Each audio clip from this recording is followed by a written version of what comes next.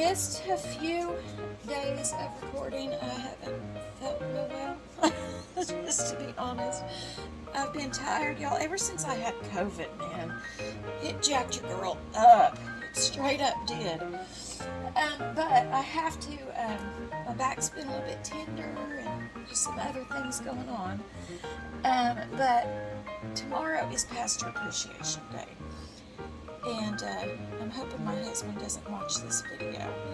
I know if I post it after he gets home from work, he won't watch it, so I should be safe. But we're going to do a breakfast for him because he will have to go immediately back to work after service. So I am going to do some cinnamon raisin sticky bun bread. I know my mother-in-law is bringing apple bread, which he loves. She makes amazing apple bread. And then we're going to do like sausage biscuits, I think.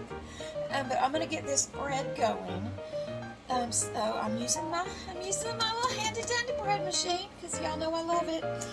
Okay, so what I'm putting in first is a 1.25 cups of warm water. Temperature is everything. That's what kind of helps activate that yeast, y'all. And then I'm going in with 3 tablespoons of Earl. It's just regular vegetable Earl. Just regular Earl. Look at me spilling that out because I'm smart like that. I'll have to clean that up. Bear with me for just a second. I can't be having that oil on my cabinets or my flooring. Okay. All right. Now, after that, I'm going in with 2 teaspoons of cinnamon. And then I also have about 1.5 teaspoons of salt. So that's going in there. And I've got 6 tablespoons, I'm a liarhead, 6 teaspoons of brown sugar. Put that in there.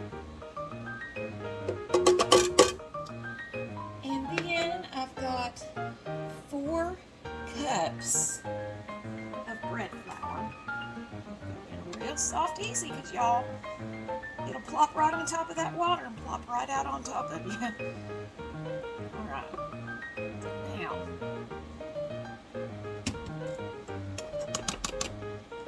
okay. And then I'm going to go in with 2 teaspoons of fast-acting yeast. I forgot to make my little well. Stay with my finger. That's alright. Okay. And that's all that's going in there. And I'm going to put it on the dough setting. Okay, I've got my bread started, or my dough rather. Once it beeps, there's like a little setting and it'll start beeping. That's when you put your add-ins in. And so I have, how much do I have here? 2/3 cup of raisins. Okay, y'all, I've got several things going on right now. I've got laundry, I've got the bread machine, I've got the dishwasher going. But what I'm doing right now, I'm going to pressure cook up some pinto beans for myself. I'm the only one that eats them, and I'm completely out. So I've started my little broth. This is heavily concentrated. But I just use my little, what is it? Caldo con sabor de pollo. I'm assuming that means chicken flavored bouillon. So anyway, I've got that mixture going in. It's, like I said, pretty concentrated. So a little bit of this is going to go in, and then I'm going to put some filtered water in also. Okay, I've got my beans all rinsed and sorted. Y'all make sure you sort your beans. You don't want to be munching down on a rock, I promise you. When the apocalypse comes, you don't want to be crunching on a rock and break your tooth and not have a way to fix it, y'all. Okay? And plus, you want to wash them off because that's just nasty. Wash off your stuff, y'all.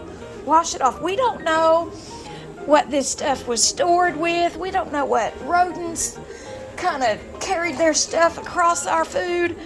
Wash your stuff. Wash it. Okay, y'all, so I sterilized my jars in the oven because that's quicker for me than doing it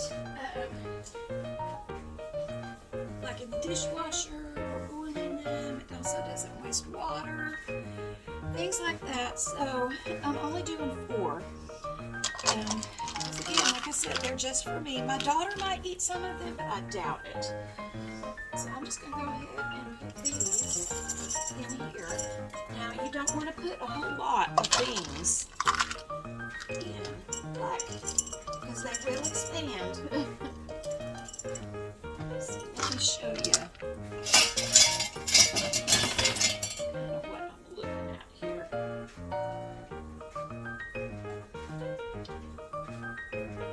About maybe a quarter full.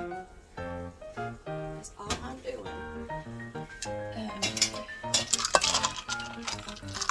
That's it, y'all. That's all I'm doing. I'm just doing 4 of them because these I can take to work with me and eat them at work. So I'm going to get all these filled up. I'll be right back.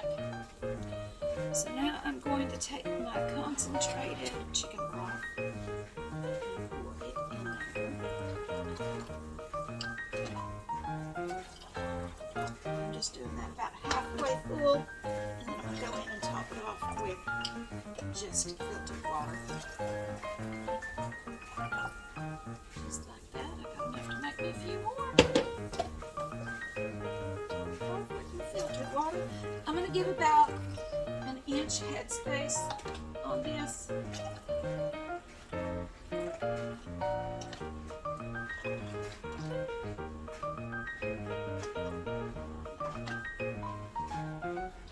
Maybe I should take some out actually because they will expand and it will push up. I'm going to actually take a little bit liquid out. Okay, I've got those drained out to kind of where I want them. Now I'm going to go in with a little bit of salt. Just bear with me a minute.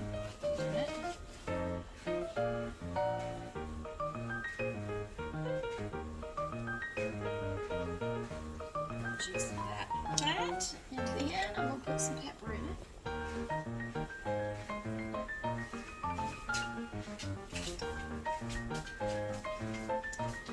And if I can find it, I'm going to go in with a little bit of onion powder. There it is. Alright, so I'll go in with some onion powder.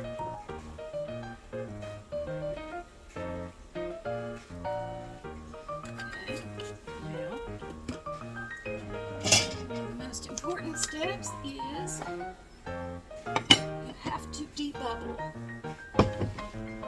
So I'm just going to make sure there's no air pockets in here.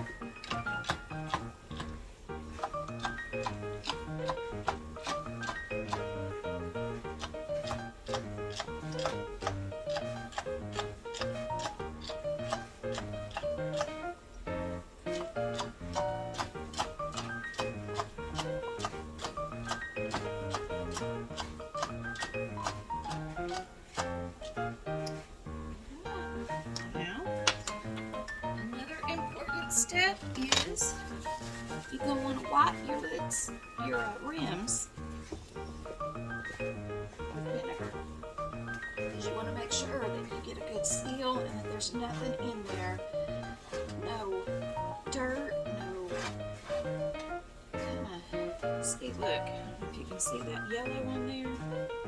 I had some broth on there, and that could kind of compromise the integrity of the seal, and we don't want to compromise nothing's integrity.